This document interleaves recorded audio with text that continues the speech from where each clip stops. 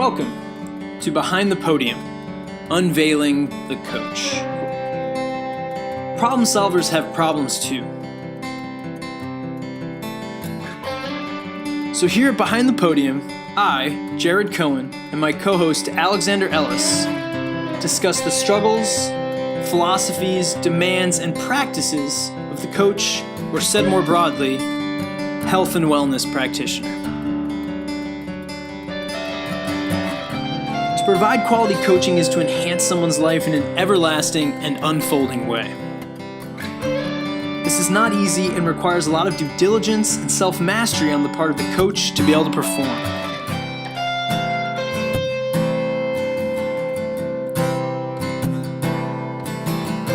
So without further ado, join us as we dig deeper into the depths of the coach's mind. Behind the Podium, looking at the practices, struggles, philosophies of the coach, the healthcare practitioner, teacher, and/or anyone providing service to another individual that advances his or her life. I am Jared Cohen. Joined with me is Alexander Ellis. And we are back to dig into all things coaching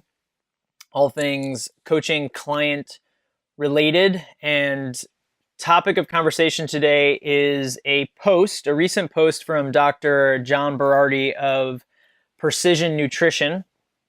And this is a blog post titled 4 Huge Coaching Mistakes That Trainers and Nutritionists Make Every Day.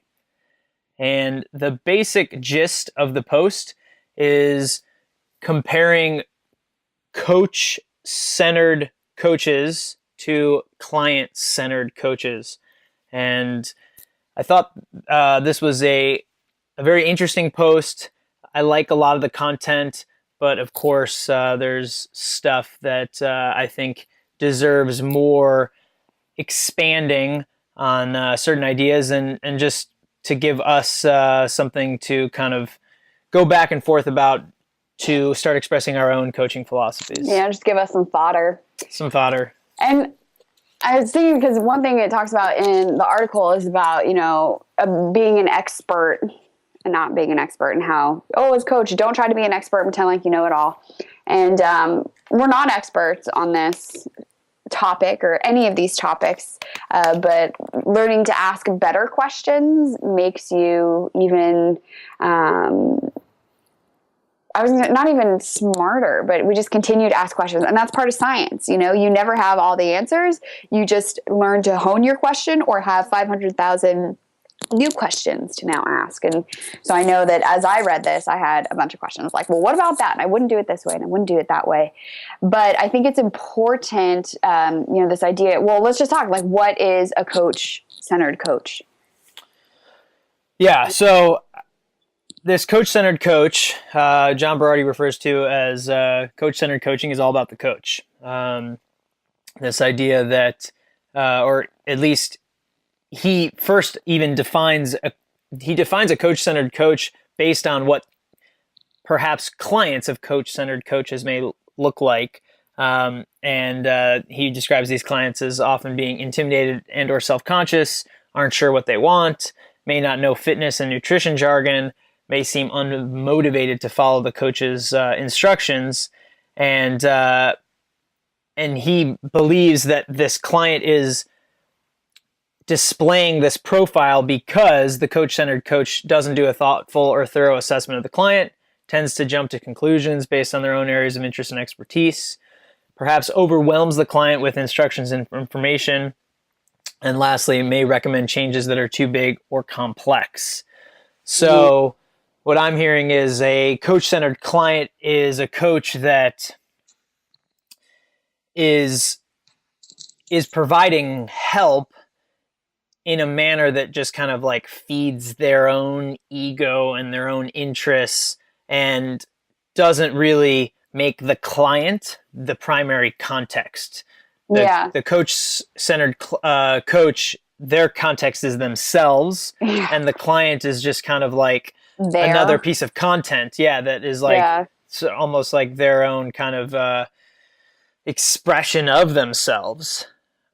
Yeah, I mean, it sounds a lot like a person who talks at people instead of having conversations with people, because it's for sure a two-way street. And ultimately, at the end of the day, we are hired by people to provide them something. And I can't imagine, at least none of my clients want me to just stand there and talk at them.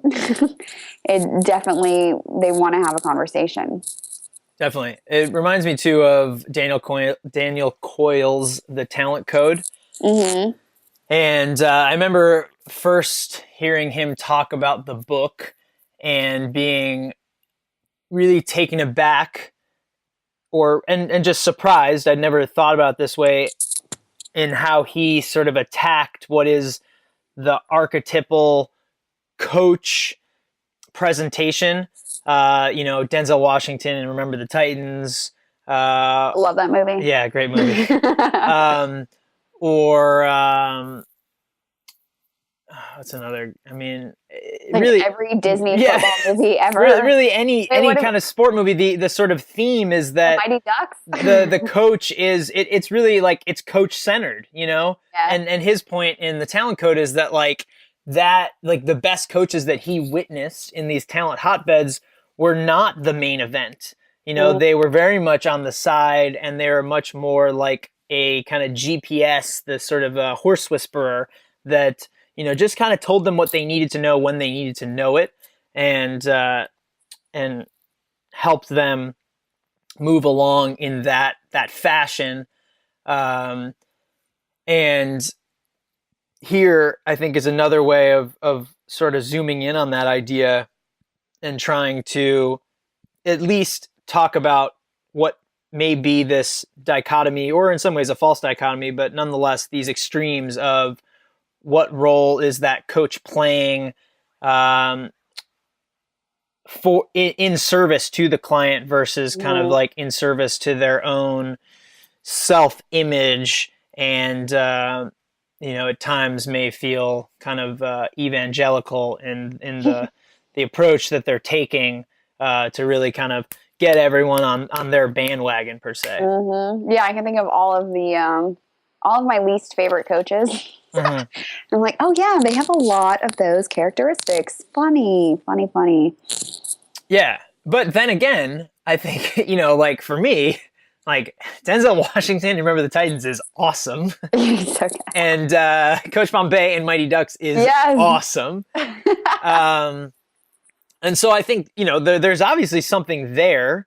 How true to form, like will that kind of coach play out on a day-to-day basis? Like how sustainable is that when the sort of magic movie montage moments are taking place? 90 minutes and then my attention span wanes. Yeah, is a worthy question, but at the same time, I think to sort of like also think about extracting what are these like good features that these coaches are displaying, and even if for those of you that remember the Titans, which you should, because it's those of you that remember. Those of you that remember, we are so old. Remember the Titans. The other coach, I forget his name, and that actor, he's actually playing much more of the kind of horse whisperer.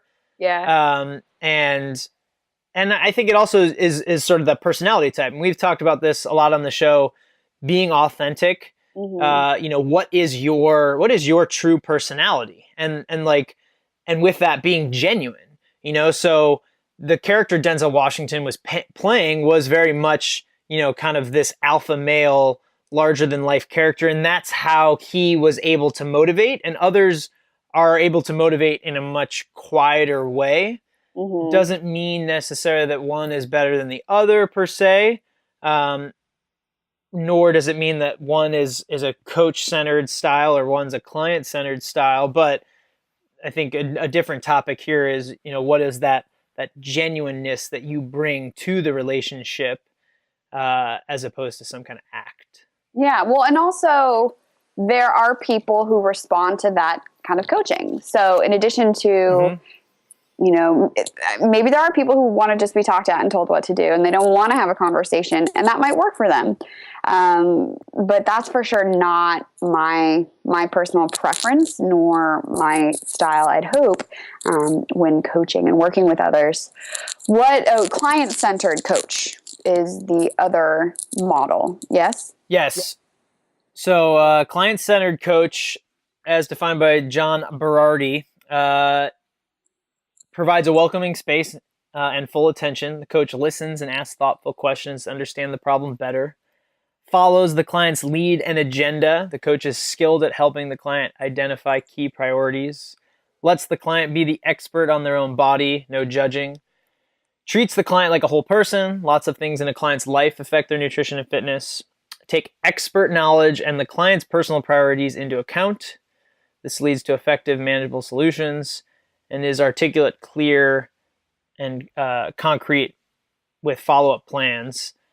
And based on this, you should see a client display a profile in which they feel understood, they're able to better articulate their goals, have increased awareness of their own body, therefore they grasp the outcomes of their choices. I like that. They seem inspired and motivated. They're able to follow through on the changes their coaches recommend. Mm-hmm. Yeah. Well, I mean, it goes back to the conversation piece, talking to the person and finding out what's going on in their life and letting that dictate your next step.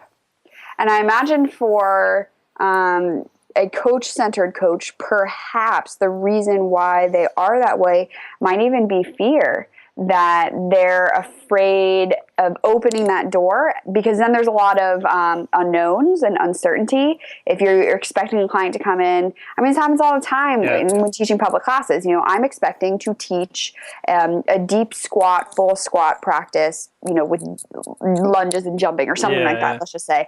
And then in walks a personal friend who I know has had hip replacements and is just like completely immobile. Well, right away, the whole plan has to go out the window. And that's true. Just part of being a client-centered. We're there to serve the people who hire us. Yeah. It's just as much, in my opinion, customer service as it is sharing our knowledge. And so you can't get tied up in sharing the knowledge and not seeing the individual in front of you. Yeah. I think the assessment piece is so key too. And it's one I feel like in the fitness space is not done very well. And like it mind boggles me to still today, like of all the different establishments I've now worked for over the past 6 years, and how like absent, to put it point blank, an assessment is. And I recently did one of my performance enhancement class for my master's program. I had to do a couple sessions with a potential client, and the first session was to literally be like an initial assessment session, and it was just really fascinating, like being in this field for so long and never really having the opportunity to like sort of do an interview process like that. And even like the personal clients that I've had over the years, like some that I've developed like really close relationships with, but never having like 30 minutes where it's just like, tell me about yourself, Right. Like where it was separate from, okay, today, like we got this on the agenda and we're talking in between movements and stuff, and and like it's all kind of part of it, but so different than just like the main event is talking and getting to know one another. And one of the things that really stood out to me was we were talking about motivation, and this client was very specific about how like they like want somebody yelling in their face. And that was like very interesting to me because, I've witnessed over the years how the spectrum of, especially in the kind of CrossFit space where you're doing your workout and the music's blaring and there's a lot of people yelling, Yeah. And I usually, in response to that, try and be somewhere more in the middle. Like I don't necessarily feel the yelling is that appropriate, nor is it that helpful.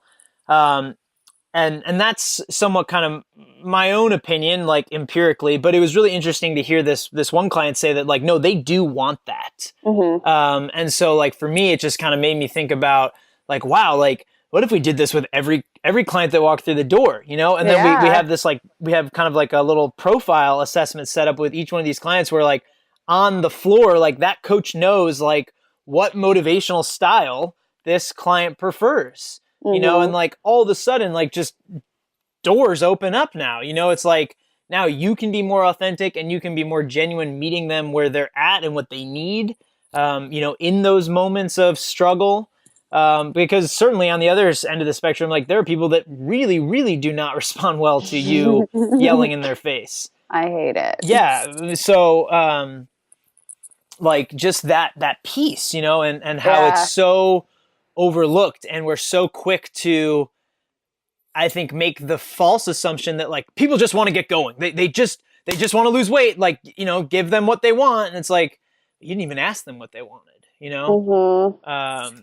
You know, lately I've been doing almost like a phone interview before meeting clients for the first time. And I found that to be helpful to kind of understand. But if it were more structured, like it was like an interview, you know, Yeah. when you have an interview, they're going to ask you, like, you know what they're going to ask you, same kind of questions, but like if you had a standard interview intake for every client, then you could have all those questions up front, you know, like, Yeah. do you live alone? Do you have a family? Because if they have a family, chances are they're probably shuttling people around. So their stress levels, Yeah. Right. you know, oh, do you have kids in school? Do you have, I mean, in addition to the standard injury questions, I'm always like, you know, do you have Yeah. hardware I need to know about? But then also this emotional, social component to it. Like when you go home at night, what do?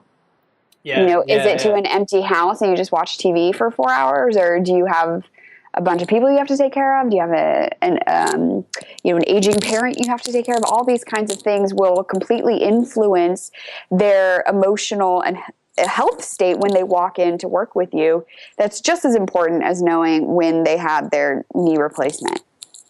Right. And that's where I think moving, definitely moving past the standard of, I mean, like, I've worked at places they don't even ask those standard, like, you know, do you have injuries, or like, but yeah, like, I mean, moving past that and starting to get into that emotional realm. One of the things we talk a lot about in my counseling skills class is open-ended questions. Mm. And I was just recently thinking about some unique takes on open-ended questions so that you're not getting those same ones all the time.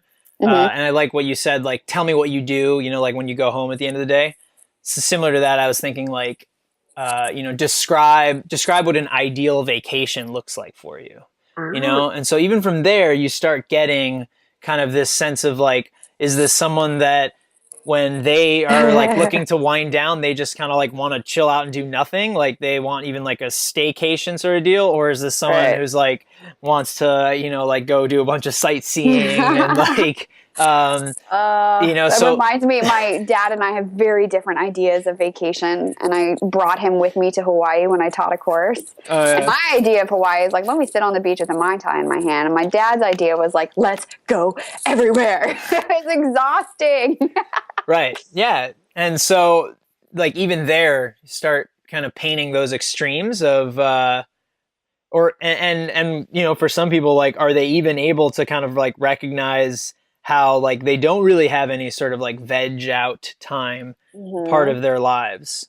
Um, Another one, just, I think, within the coaching space is, like, uh, describe describe characteristics of your favorite coaches that you've had in the past, right? So it's like, already like you're basically, like, indirectly asking them, like, how do you want me to coach you, you know? Yeah.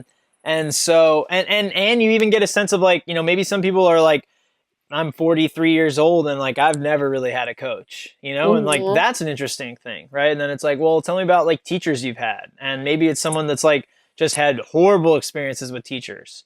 Um, so like all those kind of background pieces that help the coach become more client centered because they now have a greater context with which to appreciate and understand the client.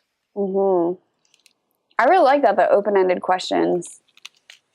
I think even in my classes, I was so inspired by a fellow Yoga Tune-Up teacher's blog called The Power of the Pause. Mm-hmm. And in that moment between, and I imagine it's harder in a strength and conditioning space, but in the yoga studio, the moments between movement where you just lay there or you just stand there and you breathe can give you just as much information, to have the difference between like the light and the shade kind of thing, like different shades Yeah. of gray.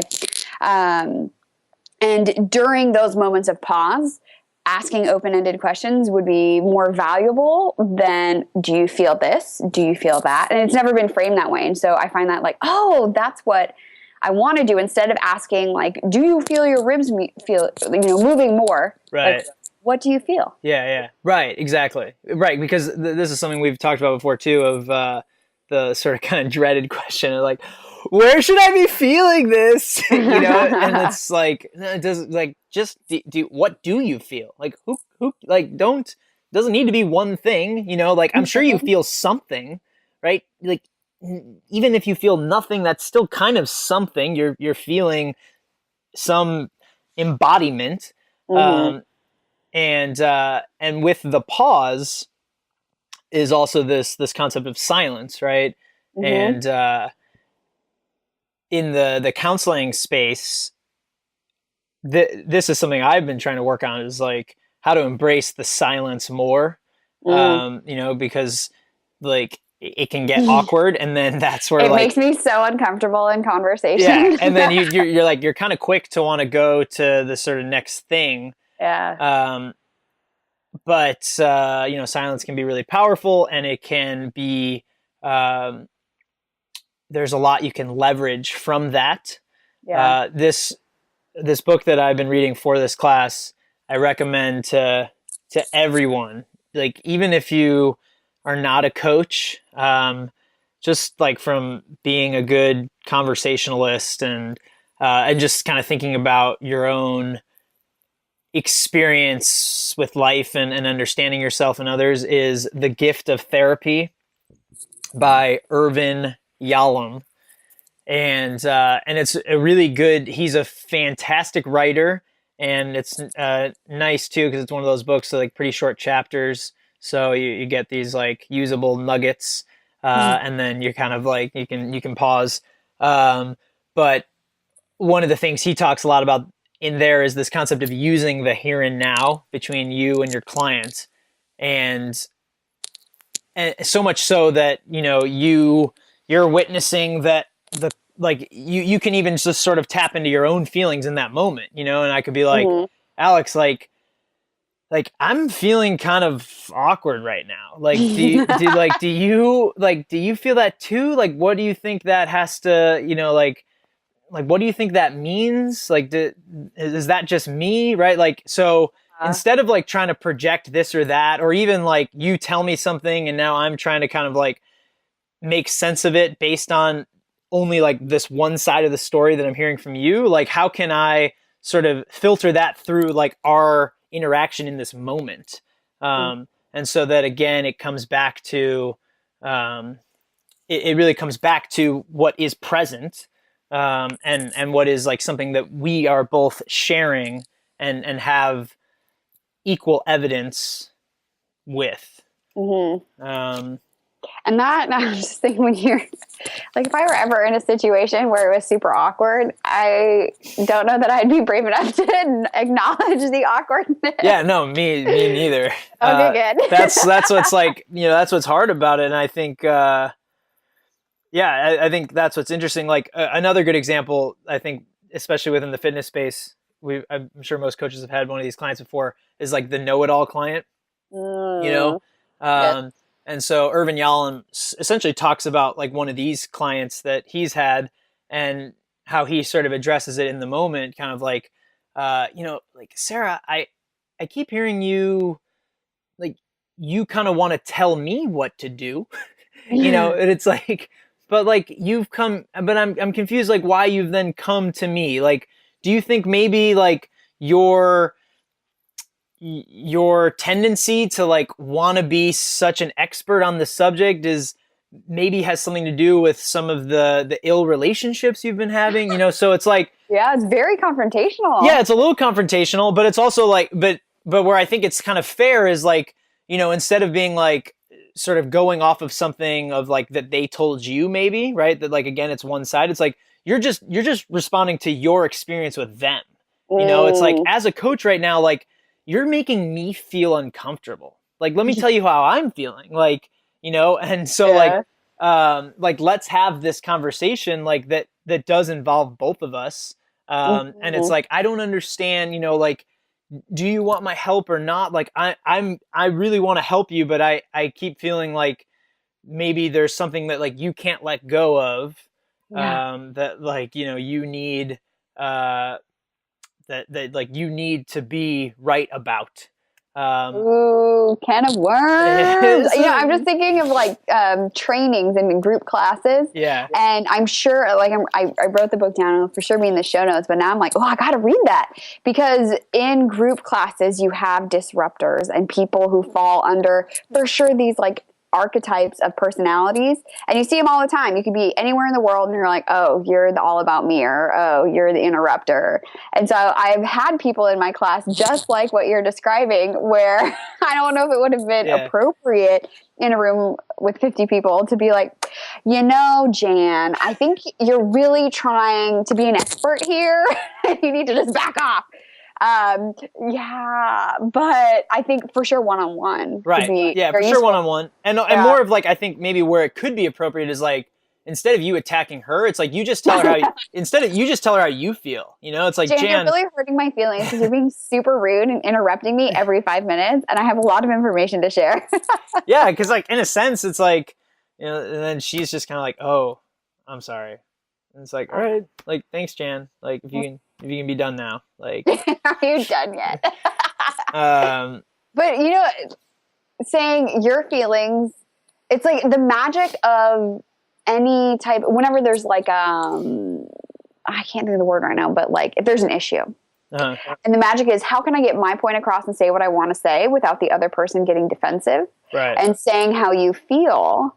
And asking the other person, this is how I feel, but what about you? And then throwing it back in their court. So then they're like, oh, they have the power. They get to talk. Like, that could really help diffuse a situation. Yeah, definitely.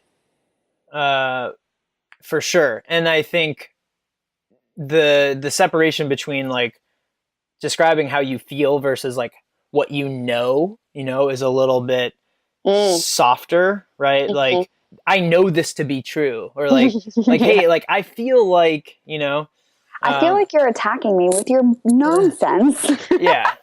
I feel like you just need to really stop. Please. Please.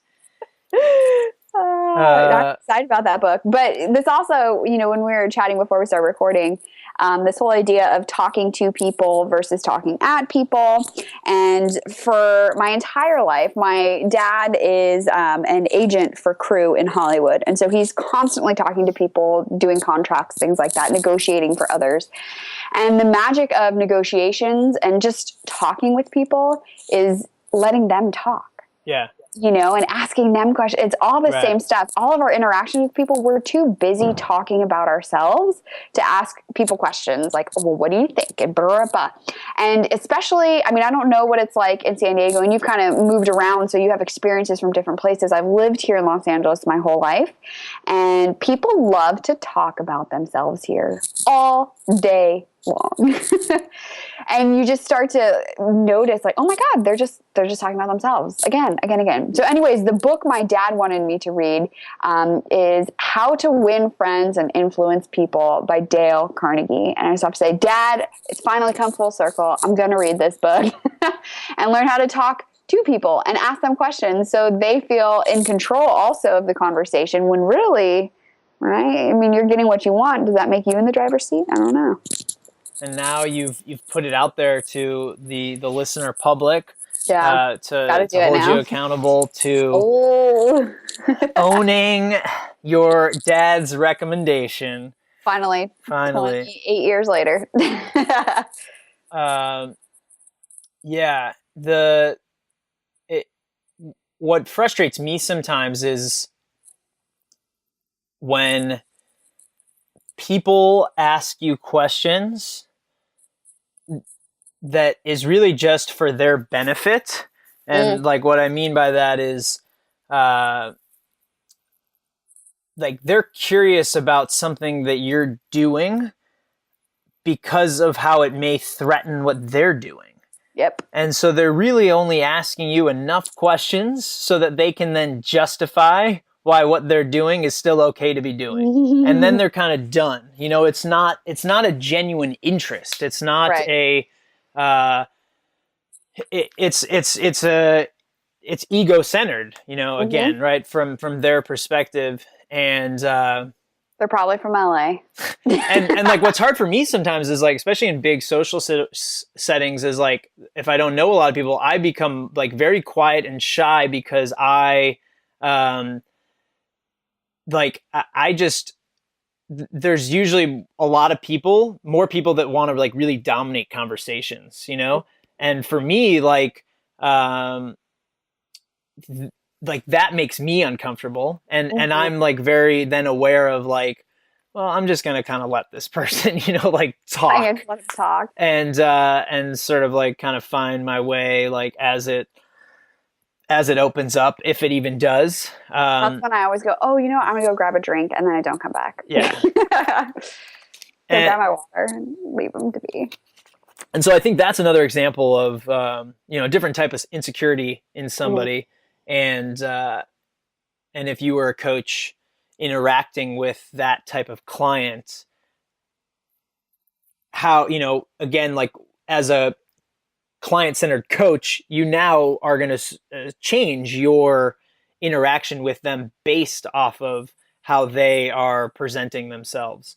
And so for this person that's like super talkative, you know, at first it's like, okay, just like let them talk, and like, you know, you just kind of sort of build inventory off of that.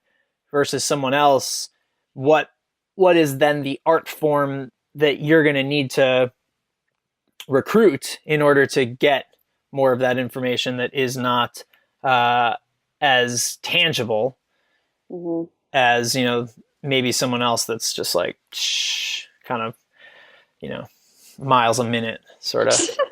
Wait, what if that's us?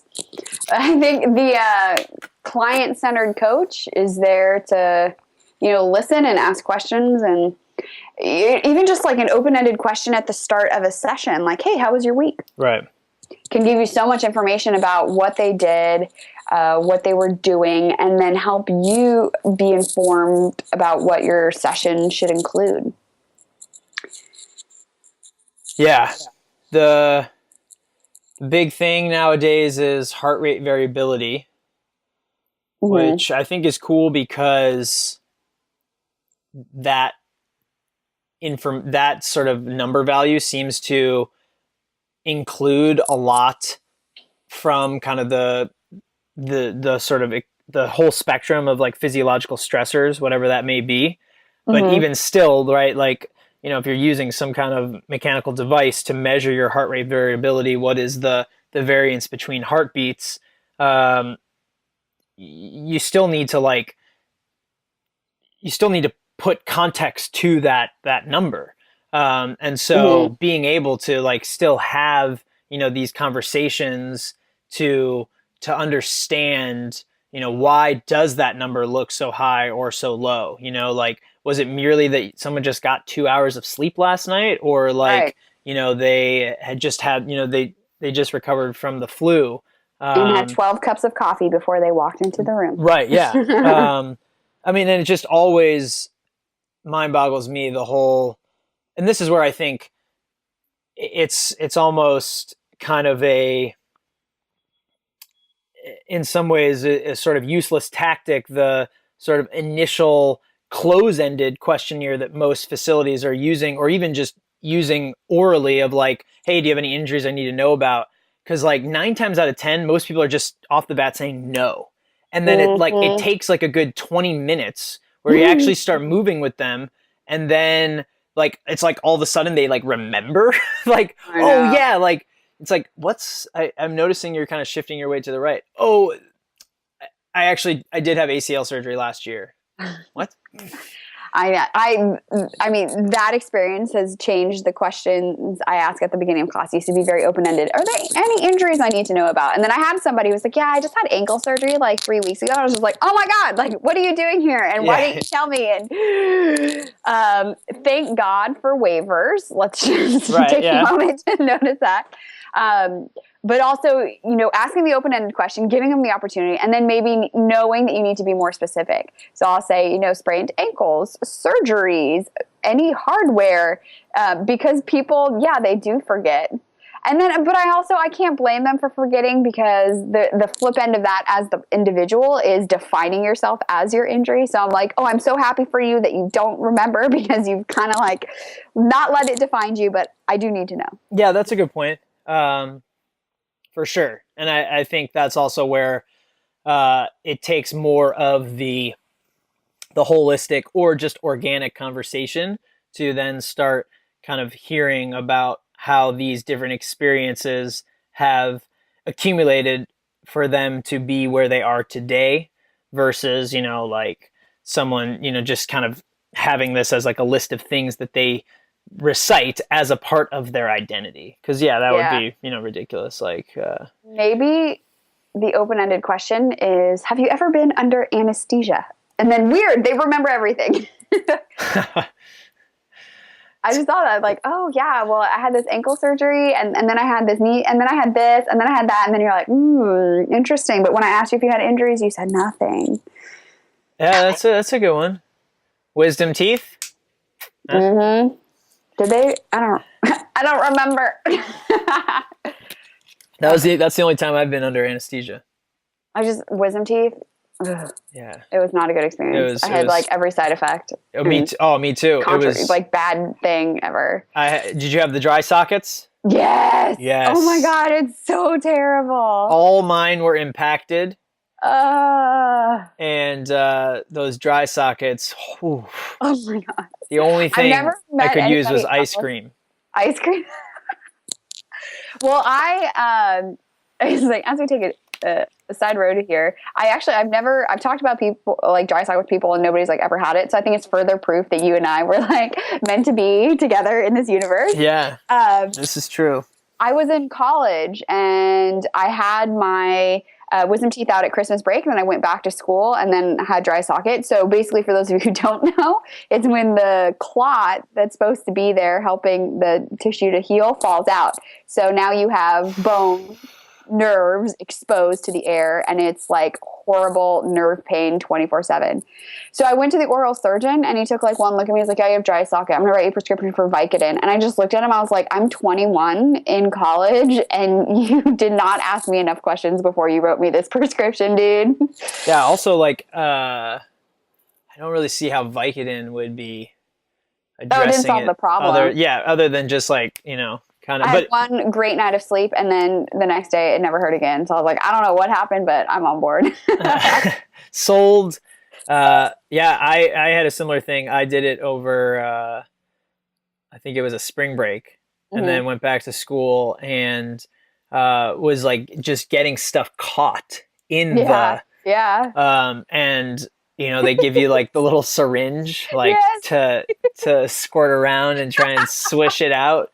Yep. But I had a couple of times where like I couldn't get it out, and then you know, there was like the whole like, should I like try and find a dentist out here? You know, like go in to get it looked at, and like I made the joke for like 2 years after that, like I was still recovering. Seriously. Well, I think that also, let's just talk about a surgery that's like pretty serious, because they're going into the bone and removing bone, because your teeth are bone. Yeah. And then just sending you out on your way. Like drives me crazy. Like, it's serious to go under and have parts of you removed. Don't tell me to just put a Band-Aid on it and it's going to be fine in a week. It is crazy. There's something about it, that becomes nonchalant, right? Because Yeah. it's a standard procedure. Hmm. But yeah, when you like take a step back, you're like, yeah, no, this is not really, it's not really standard. No. Um, You know, thinking of talking to people, I had a friend who had, she had some teeth pulled and they did it not under anesthesia, but they did the numbing. And so they'll inject right into the jaw, some, I don't know what it is. And she had residual numbness after, like 2 weeks after. And the doctor, super nonchalant, no, it's fine, it happens all the time. And so she went into the office and, for her checkup, was just like, I said to the doctor, I know you said it's fine, but I just want you to know, for me, it really sucks. Like, this is my life. This sucks. yeah, yeah, It's like, yeah, it does suck. I'm sorry. But that just like helped him to have some empathy for her. Because I think for doctors, yeah, yeah, and I mean, maybe that's like an example of like the centered right, coach who like, you're yeah, just another number. I'm just spewing out data. And then actually seeing you for who you are, being like, oh, yeah, that does suck. I'm sorry. yeah. It's so true. It's crazy. I mean, and like this is where I think it's important that we we expand this definition of coach, and like I want this word to be I want it to transcend like what we are just typically thinking about coach related to, right? Like some kind of sport thing, or now like, a life Mhm. coach, or, but like this, this doctor, right? Like, why can't they be a coach? And especially when you like are literally in so many ways putting your life in their hands, Oh, and absolutely. trying to, and trying to be a better patient, like trying to be a better version of yourself. Um, like even just I got I got my hair cut the other day, and like I just loved that this person was like was educating me, and she was Mm. um like just something as simple as like I'm like trying to grow my hair out, and so like wanting kind of like her advice on like, how do I get it to like lay better, and then something as simple as do you like put your like do you like put your hands through your hair a lot? And I was like, yeah, I probably do. And she's like, well, like, that can kind of act like, like an afro pick in a sense, like you're kind of like Oh, fluffing, right. and it's just like like that that's like that's like the hairdresser version of like sit up straight, you know. And I was just like, you know what, that was amazing. And then like, just this whole thing of like, do you Oh, use conditioner? Like, no, not really. I like kind you're of just such a like I man. just kind of just sort of use shampoo, or like or I've had like this, or sometimes I've got like the cheap swab that's like a shampoo conditioner combo, No. and here she is like educating me on like, like, well, shampoo like opens the cuticle, conditioner closes the cuticle, and it's just like, I'm sold, like you. Yeah. Let me buy every $50 bottle of shampoo and conditioner you Yeah, have. right. Like, and I'm ready. Like, I'm ready to like even like what is the product you recommend? Like, you've got me. Knowledge is power. Yeah, and in such like that genuine way of like, well, like I understand what you're trying to achieve. Like, let me ask some questions about you. And to my credit, she told me my hair was like so awesome that she wouldn't even have guessed that I don't use conditioner. So Oh, like, so that idea of you can make as a coach, you can make the wrong assumptions sometimes, and so to just go that step further. It always surprises me sometimes, like people that there are definitely sometimes those people that seem to move pretty well, and then just little things of like, oh, like, well, let's just do this couch stretch here, and like they cannot get to vertical, mm, and it's like, wow, like there are other people where I'm like, yeah, like they probably have like no hip extension, they're just like chronically short.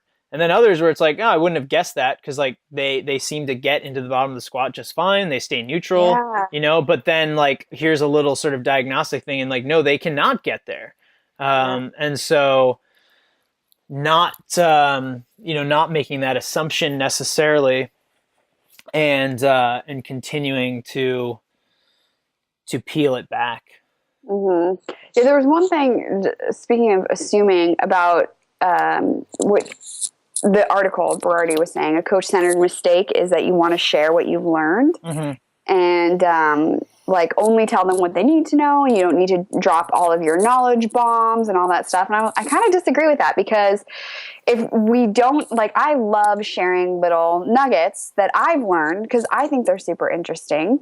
And I also imagine I probably attract people who are open to that kind of stuff. Yeah. But you'll never know if they're into it if you don't push the envelope a little bit. Like, well, what if we did this? And, maybe it won't work. Maybe they're like, you know what? I really would prefer if you don't talk. I'm like, okay, no problem. Like, I can do whatever you need. Yeah. But not assuming things about people, especially when coaching is so important.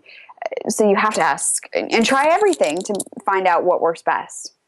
Yeah, and I think sharing the knowledge to me too is just a great example to the client that you are continuing to educate yourself. It's like, hey, I just learned this, and it's like, and that like really hits home to me as a client, is that like I'm working with someone, they're like, oh, I just went to this seminar. Let me try this thing. Like I just learned this, and let me tell you a little bit about it. And I think that plays into that authenticity piece, that is meaningful for clients. Yeah, because you're trying out stuff that's a little bit new. And then your clients trust you on whatever journey that they're going to go on. Yeah, and I think too is you want to advance the conversation. It's like at what point, we both agree. I know, like, we want to help the clients become self-sufficient, and that self-sufficiency is only going to come with the offering of knowledge that is going to help them, build on these various pieces and then connect the dots where they have some of these fundamental principles to start jumping to conclusions that in the past you would have had to hand feed them.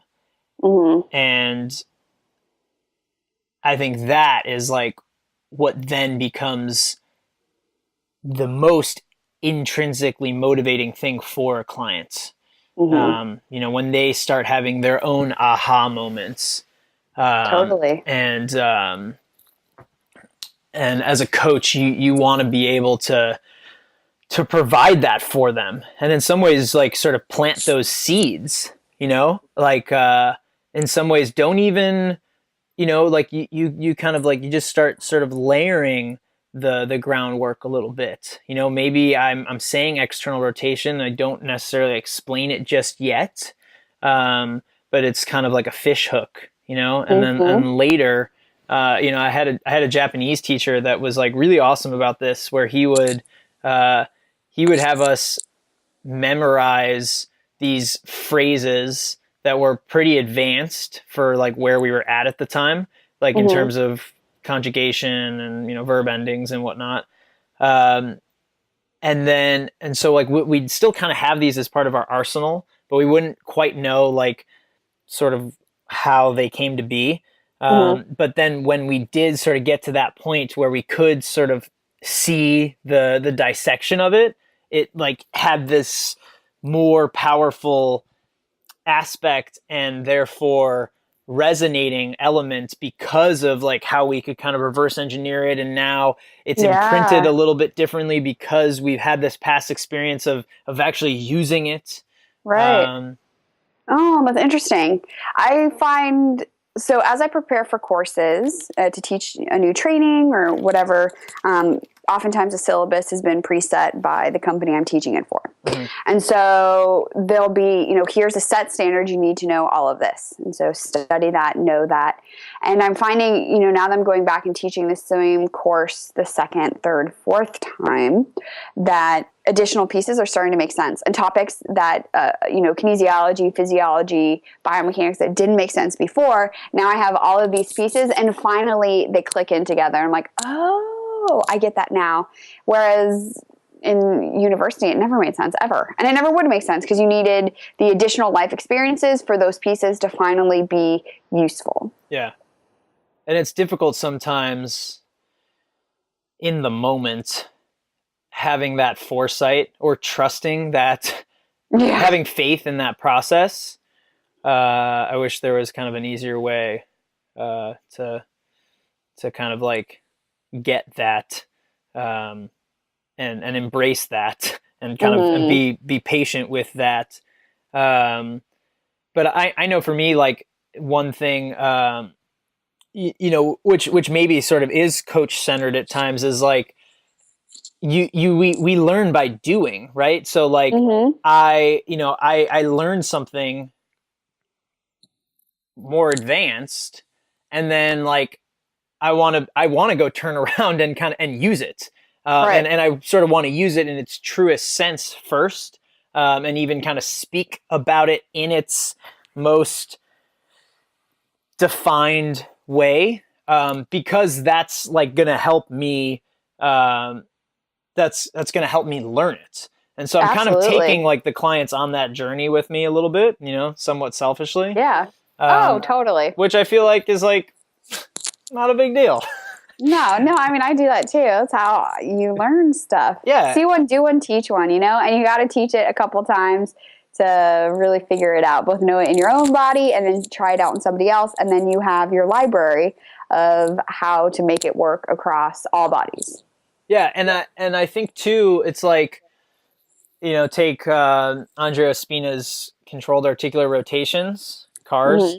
I could very well just be like, guys, we're going to do some circles, but like, but I really appreciate like what the intention behind those 3 words that Andrea Ospina specifically put together, and like, especially in the CrossFit space, controlled, and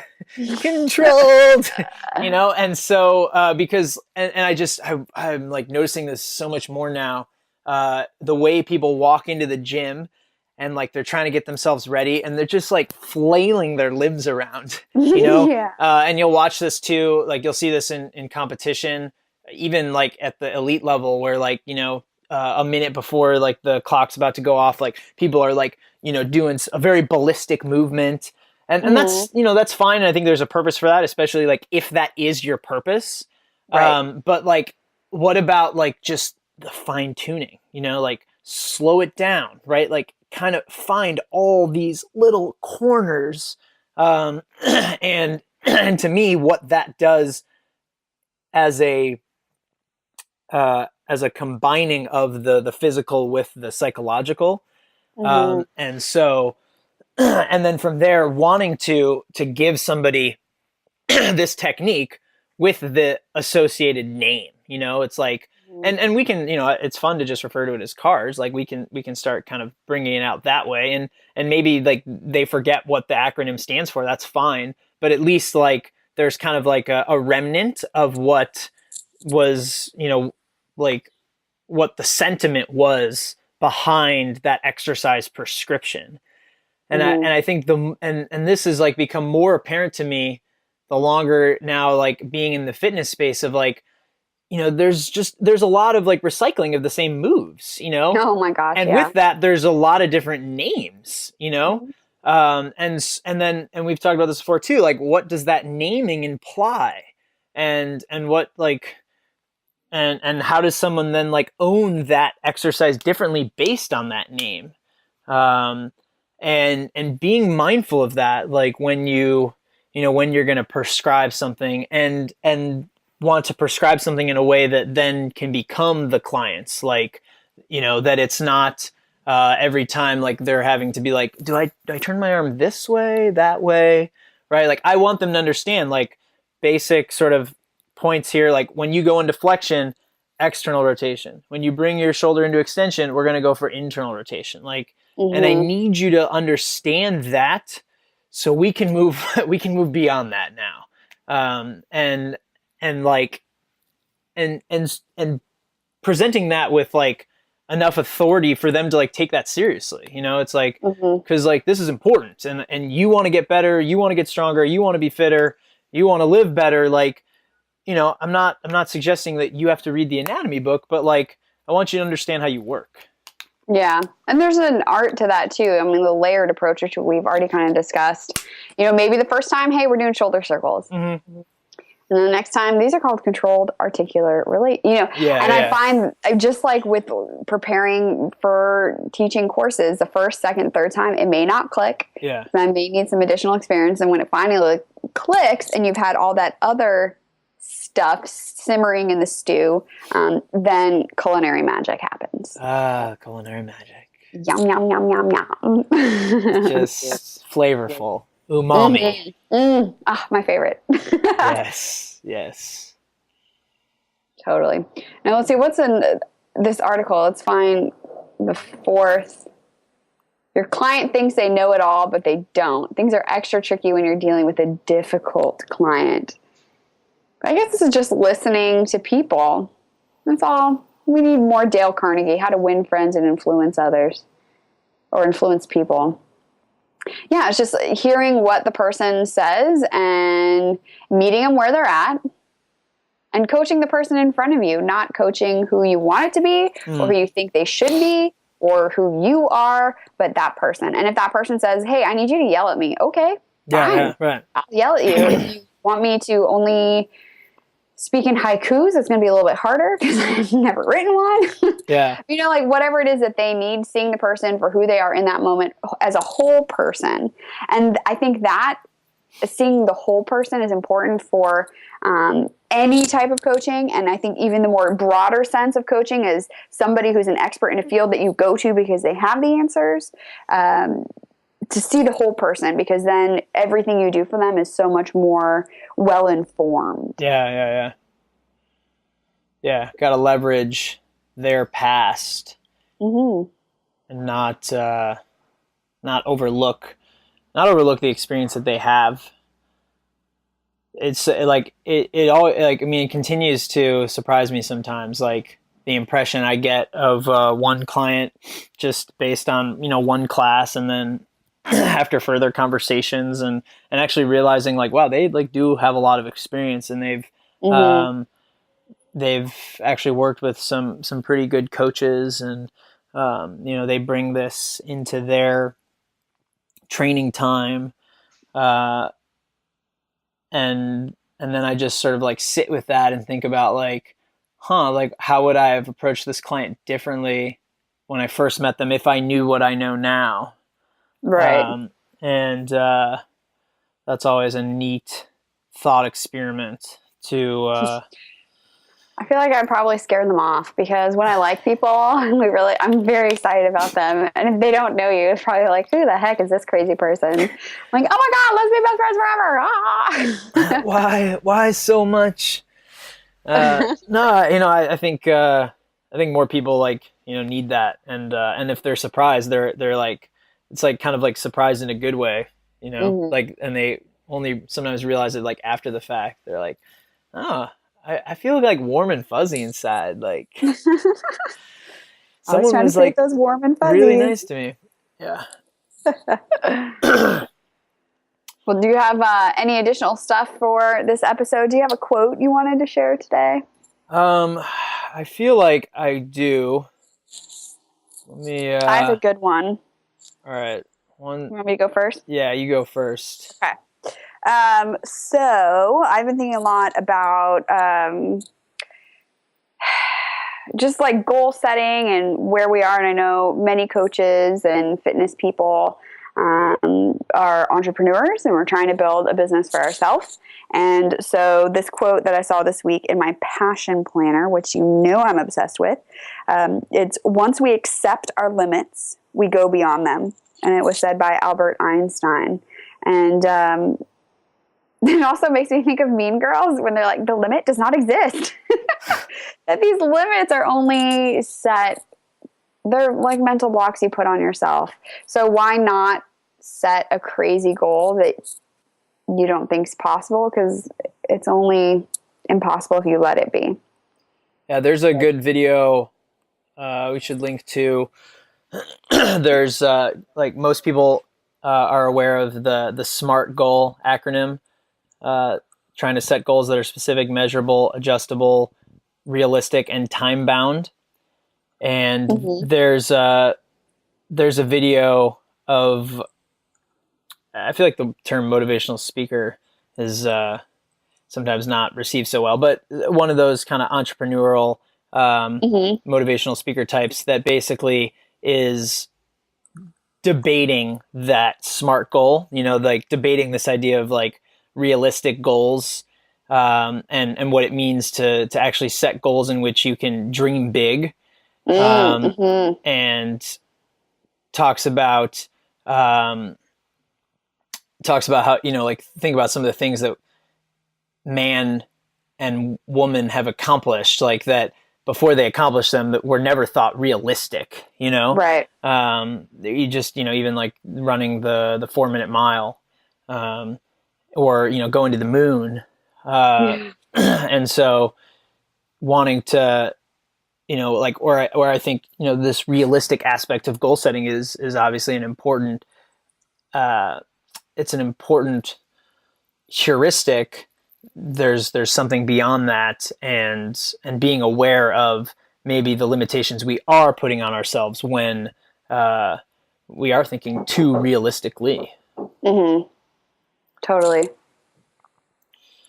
All right, here's my quote. A man is rich in proportion to the number of things he can afford to let alone. That is by Henry David Thoreau. Ooh. And this, I always, I'm always trying to be more of like a minimalist. And I need to do that. And I'm actually reading right now Essentialism by, who is it by? Real quick here. It is Greg McKeown, Mckeown. I'm actually listening to it, and it's phenomenal. And he's narrating it, and he has a great English accent. And but it's, it really hits home in a lot of ways. The refrain that he keeps coming back to is the essential few versus the trivial many. And another piece that's really registered for me, he talks about when you can embrace this concept of essentialism, then you engage in a lifestyle of design versus a lifestyle by default. And so many of us, like we get into these kind of autopilot zones where, so much of our lives are happening by default versus the conscious and deliberate practice. And what it means to try and weed things out a little bit, so you have more space to think and grow. Yeah, no, that'd be super interesting to talk more about for sure. Because I found that to be true in my own life too. Like you can when you know your purpose, you can become more focused. And then instead of doing things by default because you feel you have to, then you can really say, be present and like, is this really something I need to do or I want to do? And when you weed the stuff out that you don't want to be doing, it feels so much better. Yeah. So much better. Mm-hmm. Uh, he talks about like things in your, like, you can approach it first from just like the materialistic aspect, right? Like the Mm-hmm. things in your closet. The sort of three questions you want to ask yourself: do I love this?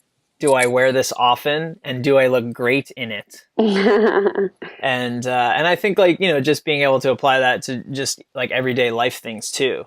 Mm-hmm. Like that concept of like, do I need to do this? Like, do I look great in it? Like, because Does this fit me well? sometimes it's just like, sort of this thing of like, well, it's nice, like, It gets the job done. like, you don't wear it often, you don't really love it, but you're still kind of like, oh, I'll keep it around. But it's like, no, like, do you look great in it? It's like, if it's not one of those things, like, toss it. Seriously. All right. Well, Mr. Jared, all show notes live at behindthepodiumpodcast.com.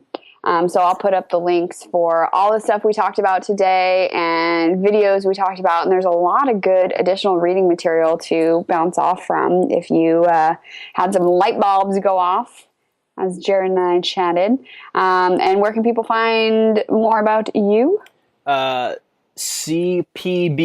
cpbgrowth.com, as well as my YouTube page, Preventative Practice. Which is awesome. BT dubs. There's so many cool videos on there. Thank you. Especially if you're just preparing for workouts. I go there all the time and I do some studies. Workout prep. Yeah. Name of the game. Yes. And my website's aewellness.com, and I'm on social media at Holla for Mala. That's Holla with 2 L's and Mala with 1 L. Until next time. So long. So long. Hey guys, thanks for listening to Behind the Podium, Unveiling the Coach. If you have enjoyed what you listened to, head over to iTunes and leave us a review. More information on each episode and the podcast in general can be found at behindthepodiumpodcast.com. We'll catch you next time.